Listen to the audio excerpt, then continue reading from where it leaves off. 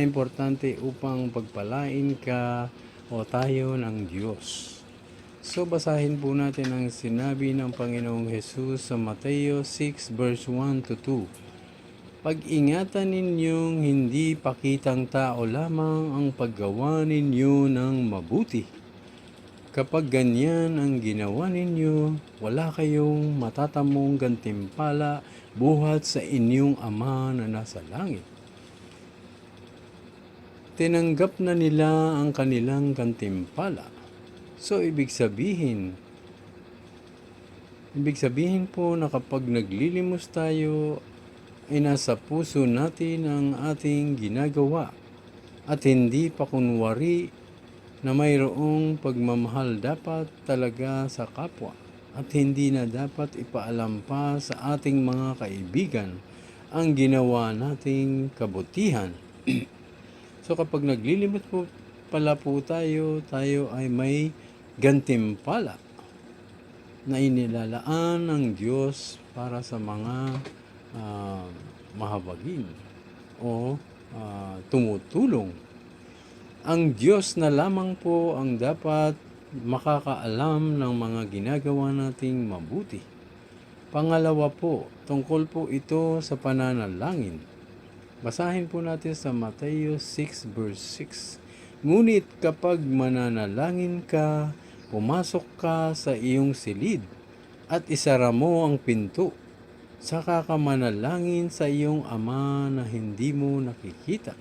At ang iyong Ama na nakakakita ng ginagawa mo, sa lihim ang siyang magbibigay sa iyo ng gantimpala.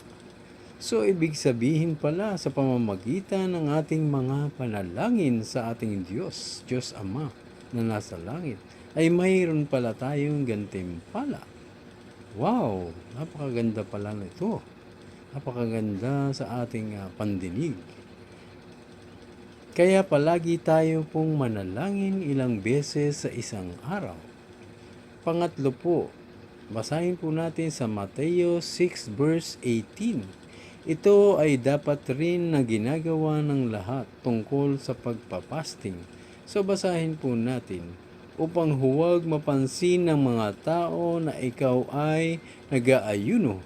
Ang iyong Ama na hindi mo nakikita ang tanging makakaalam nito.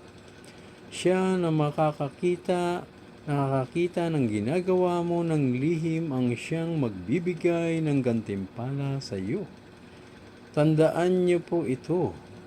Importante din po ang pagpapasting upang marinig po ng ating Diyos ang ating mga panalangin at tuloy lumakas po ang ating pananampalataya at nang maitabay po natin ang mga masasamang espiritu, ang mga may kapangyarihang demonyo, mga espiritong hindi galing sa Diyos.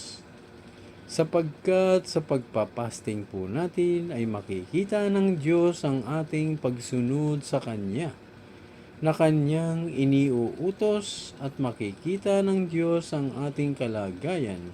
At kapag natuwa siya sa atin, nagpagpapalain niya tayo. Ito pong tatlong verse na ito ang importante upang tayo'y pagpalain ng ating Diyos. Naway sa aking pagbabahagi ng banal na salita ng Diyos na nasa langit ayon sa Mateo, naway ito po'y nagbigay sa inyo ng kaliwanagan sa inyong isipan. Nabuksan ang inyong spiritual na pag-iisip. Napuspos kayo ng banal na Espiritu Santo na galing po sa ating Diyos. At naunawaan niyo po ng lubusan. Ito pong mga ito ay ilan lamang upang tayo'y gantimpalaan ng ating Diyos at tayo'y pagpalain. Maraming salamat po at magandang gabi po sa inyong lahat. Pagpalain po kayo ng Diyos Ama, ng Anak, at ng Espiritu Santo. Amen. God bless po in Jesus' name.